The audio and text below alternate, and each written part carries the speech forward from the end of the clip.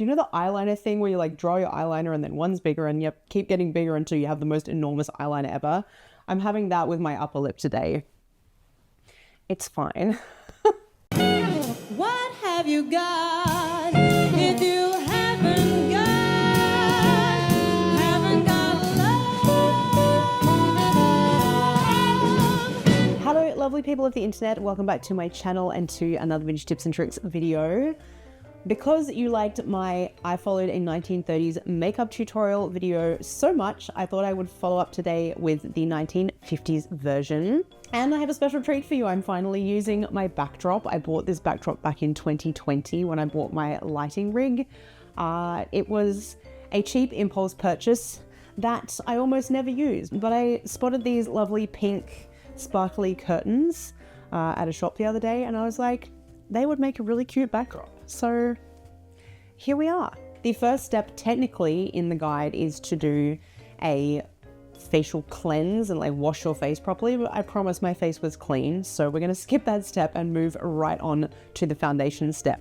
I have already put my foundation on because I have a massive bright beauty light pointing at my face, and this video would also be 10 million years long if I started from a completely fresh face. Now it talks about corrective foundation for different faces. According to the guide, I think I have the oblong square face because I do have kind of a strong jaw. I didn't know if it was oblong diamond or oblong square, but I feel like oblong square, that works. So it does recommend that I take a slightly darker foundation and try to shorten my face by shading in this bottom section. So we're gonna give it a go. I would never normally do that. I'm not really someone who buys into the whole contour thing, but why not?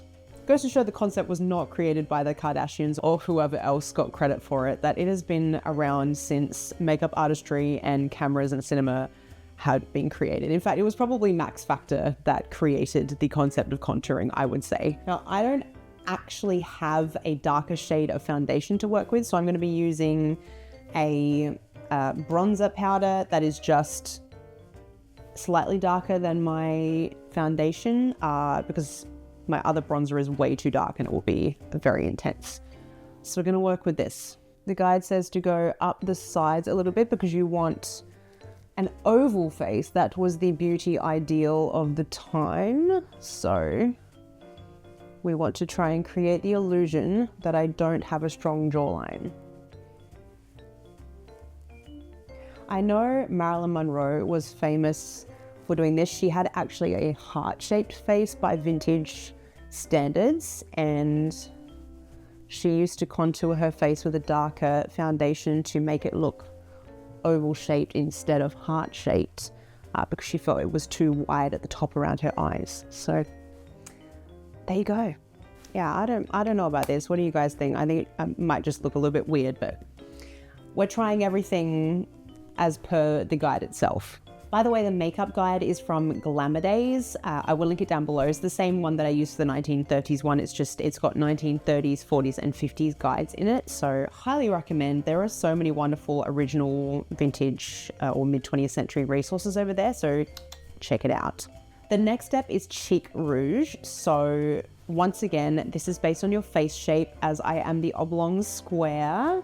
It recommends that I put it very central, sort of back here, right in the middle, which is actually where I tend to put it anyway. I did read this guide a long time ago and I loved this tip and I think it suits my face better. I do have quite high cheekbones and I like the way the light hits them, so I don't tend to put blush here. I put it down a bit lower and I think it just creates a nice shape for my face. For the blush, I am using Dafna Beauty's very cute little kit here. It has a highlighter and a blush in it. I'm going to be using a bit of Dafna's stuff today because I honestly use it all the time and I love it, and she's a sweetheart and I wanted to shout her out. So I'm supposed to put it like here and blend out.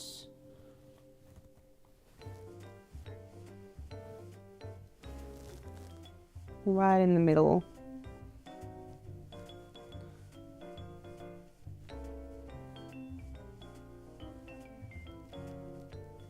I actually don't, like when I apply it, I usually go this way and blend up. So it is slightly different to what I normally do. I wouldn't usually have it down so low here.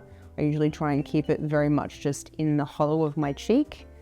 But we shall see what the final outcome is like doing it like this. Yeah, I mean, I think it gives a pretty natural flush. It has a little tip here. I'll put the tips up on the screen. So it says, remember, always try to acquire a natural, healthy look that will help you look your loveliest. We love that. The next step is face powder. I've used a setting powder under my eyes, but I have a little bit of my Milk makeup face powder left. I'm running super low on my powders. I'm just using a little Louise Young pad like this. It says that your face powder can be either a match to your skin tone or one shade lighter. It says that your face should be in a relaxed and not distorted state to avoid creasing. I suppose too, when you apply it after the rouge, it just sort of tones it down and makes it look a bit more natural as well, which is never a bad thing. I love this powder. I've almost run out, but it is Milk Makeup. It just sort of diffuses everything, like it makes you look like you have no pores afterwards. I really love it. And it says to gently brush off the excess powder from your face using a bristled brush. I didn't cake it on like it recommends just because of the type of powder that I've used. If I was using like a Dafna Beauty one or something, I would do that and then use the brush that they have with it. I would be trying Dafna Beauty, but unfortunately, last time I checked, they don't ship to Europe. That was during the pandemic, so maybe that's changed. If you're from Europe and you've received Dafna Beauty products, can you let me know in the comments down below and I will contact them again, because I would love to try their products, particularly their face powders, because I know they are based on vintage face powders and I've never actually tried a vintage style face powder. It does say to also powder your neck and shoulders. I would do that, except I'm not going anywhere afterwards and I don't want to have to, have an entire shower just because I've made a video, but it does recommend that. So if you're going to go out and you will have your neck, décolletage and shoulders showing, make sure to powder there too so that everything matches. It's got another really great tip. So it says, remember, powder and rouge should never be reapplied over soiled makeup unless you are touching up your makeup during part of your day or evening. You should always start at the beginning with a clean face. In this manner, you will always have a healthy skin, clean, lovely, soft, and smooth. I love what it says about eyeshadow, and I completely agree, particularly as someone with hooded lids and I don't have particularly deep set eyes. My lids are very up and down. I have to create the illusion of depth. So it says, eyeshadow creates the illusion of depth and expresses your mood. Properly applied, your eyeshadow should be concentrated just above the lashes and blended upward and sidewards. Eyeshadow is never spread out over the entire lid. Remember, eyeshadow is dark and creates hollow depths through the illusion of holding back. If you have deep set eyes, use shadow sparingly. Apply your eyeshadow a little past the outside corner of the eyes. If your eyelids are heavy, you want to give them longer appearance. In selecting an eyeshadow shade, you'll be safe in matching your eyeshadow to your eyes. So I'm going to be picking brown because my eyes are brown. And it says to apply it with the finger, concentrating the darkest part basically in the crease. I definitely find it much harder to apply eyeshadow with my finger. I think also because I have a very small lid, like the actual lid section is very tiny. It's very easy to accidentally smudge up onto the brow bone area for me. It did say to go outward as well. So it's kind of how I guess we still apply eyeshadow today. I think maybe now there's a little bit more of that like outward lift trend, but yeah, not dissimilar. It said to not go all the way up to the brow. You want to like gently diffuse it up. So I have tried to do that. I did have a base. I just use a concealer. Use the Tarte Shape Tape, very pale concealer as my eyeshadow primer. So that definitely helps keep everything in place. But you know, technically vintage eyeshadow, you don't have a base. But if you powder over your eyelids, maybe that can be your base. I think that's kind of even, I hope. I just instinctually wiped my finger that has the shadow on it on my duvet cover. Like, why did I do that? Intrusive thoughts took over, guys. Yep. It also has wonderful instructions of placement if your eyes are too far apart, if they're too close together, if you have protruding eyes, if you have sunken eyes. How you know if you have all of these things? I mean, technically based on the picture, I think I would have protruding eyes, but I feel like there was more instructions on how to kind of aim for a perfect beauty ideal in these books than we have today. Like today, people talk about having hooded eyes or not when you apply eyeshadow, but I think, believe it or not, despite the trend towards plastic surgery and fillers and all that kind of stuff, I think maybe there's a little bit less judgment. Like this book is judgy, guys. Has a whole section on how the average girl can go and have plastic surgery to change their nose or their ugly ears or whatever, because, you know, if you've been born with something unfortunate, as simple as just like having slightly protruding ears or a bit of a bump on your nose, it's like, just go and get plastic surgery. Which I was a bit shocked by, to be honest. I mean, you know, each to their own, but I feel like the book promotes it a little bit and kind of, there's like this one idea of what's beautiful, and if you don't meet that ideal, which you're probably not likely to, I mean, most people don't meet whatever is the trending beauty ideal because it's always changing and it's always very limited. So like the book is encouraging you to go and get plastic surgery if you don't meet the beauty ideal. And it even discusses how beauty ideals have changed from the 40s to the 50s. So, you know, like you go and get plastic surgery to meet a 50s beauty ideal, and then in the 60s it changes again. Like, I don't know. I'd love to hear your thoughts down below about this. I feel like it's a bit problematic, but whatever. Now it talks about the eyebrows next. It says that the trend is towards natural brows. It says, natural brows are in vogue again. Within the limits of their natural growth, your brow line should be in harmony with the contour of your face. Of course, tweeze out any stray hairs that won't line up with the natural arch. Use an eyebrow pencil when your brows are thin or too light in color, but use it discreetly. Now, because my hair is dyed copper colored over my dark brown hair, I very much need to use an eyebrow pencil to match everything up. I'm all about matchy-matchy, so I'll be going in with, actually, my bronzer. I was trying to find the right pencil, and it turned out that a bronzer that I had in my collection by, who is this even by? Oh, it's by Revolution. Revolution is not a brand I think much of, to be honest. They just don't have enough staying power for me. But this bronzer is the perfect color for my eyebrows to match my hair. So no regrets in buying this massive thing, because as long as I'm dyeing my hair this color, my eyebrows will match. As per the instructions, I will be staying within the lines of my natural brow shape, and I don't push down. The powder is essentially going onto the hairs rather than onto my skin, and that way I find it doesn't look too heavy-handed and too unnatural. It almost kind of dyes my brow hairs. Obviously it's not dyeing it, but you know, it tints my brow hairs rather than me drawing onto my face and having the brow hairs stand out over the top.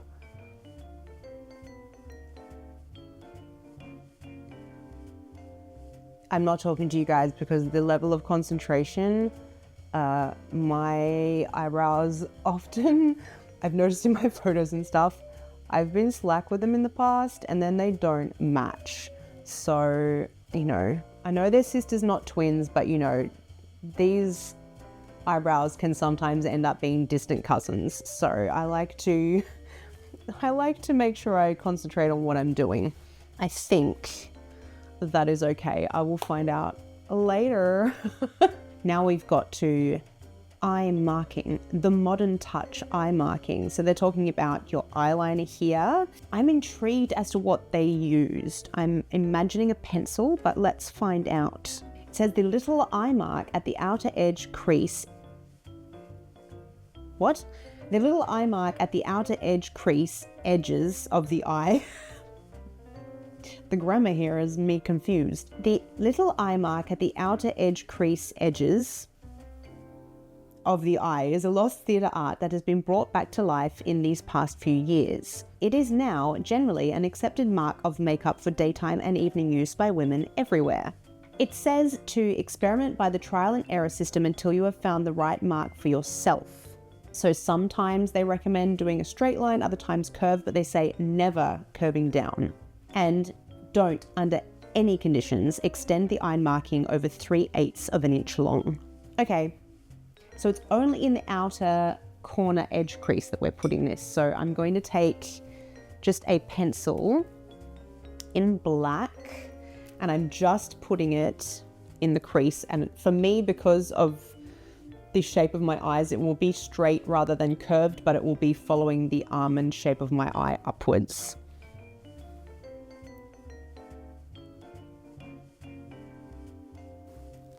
So I'm making it ever so small and quite light, so it's actually more grey than it is black, just because I'm just not being heavy-handed about it, essentially.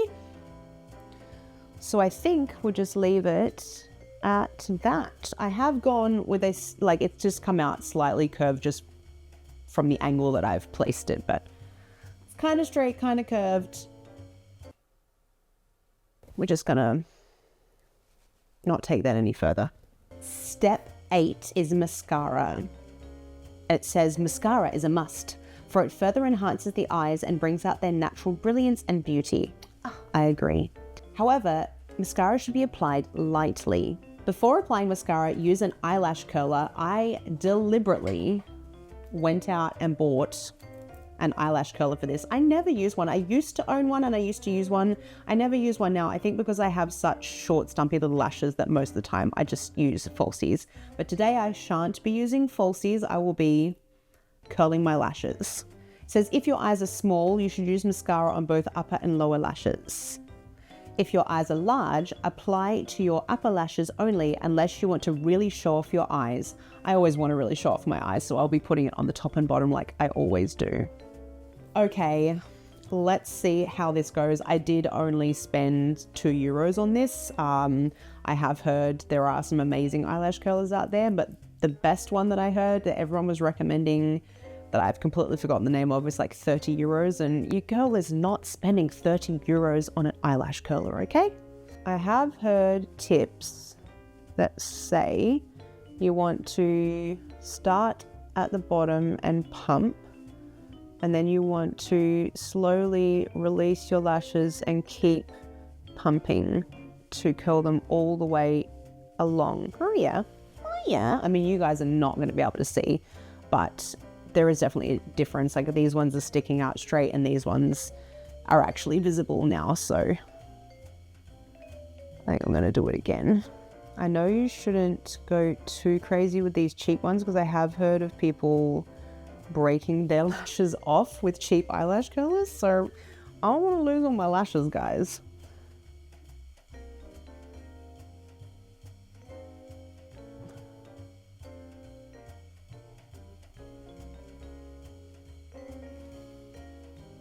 Now, it refers to applying mascara with the Besame style mascara, you know, like the little block, and you have a brush that you wet and everything.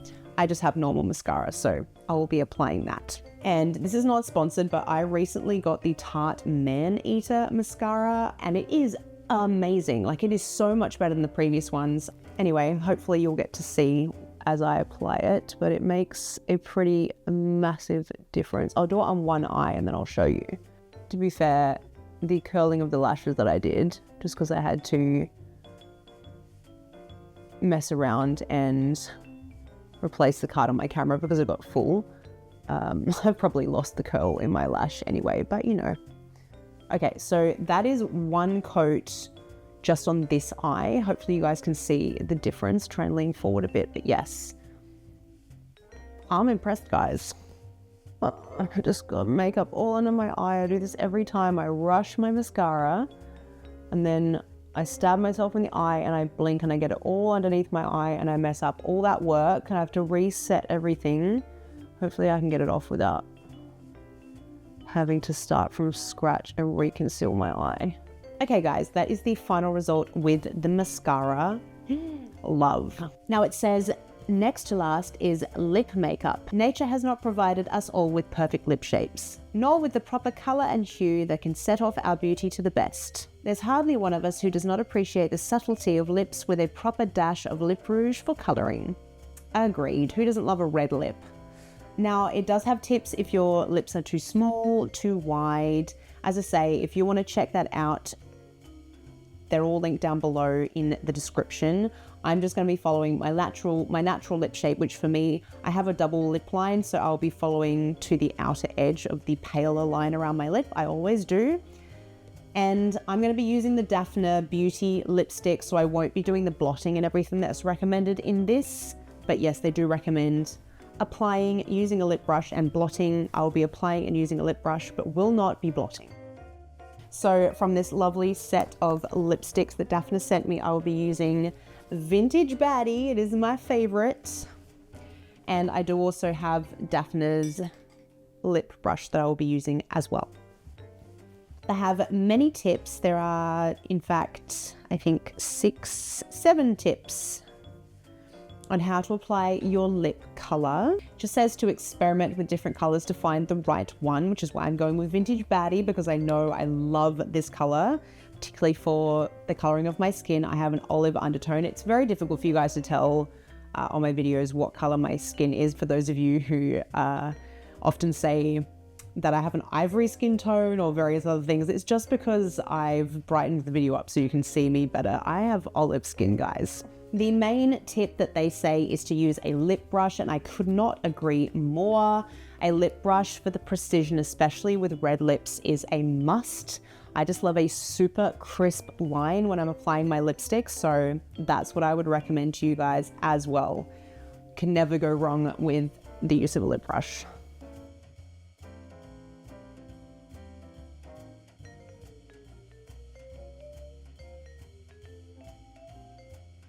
So it says to apply and press your lips together, like so, and then use your lip brush.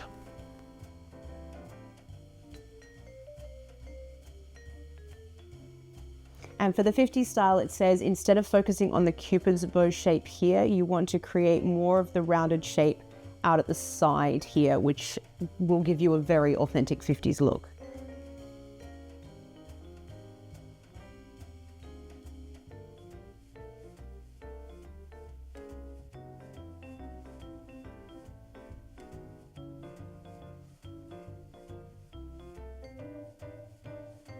Doing a terrible job today. Got such a shaky hand today. What is going on? This is the worst job I've done at applying lipstick in a very, very long time, guys. Wow.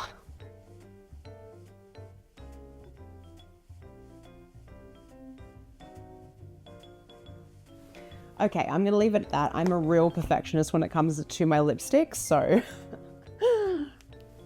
I won't say this is the best I've ever done, but it will do.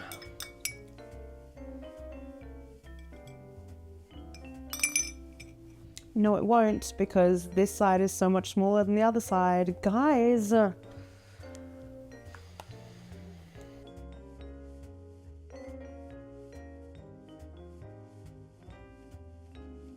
Okay, that is better. We finally got there.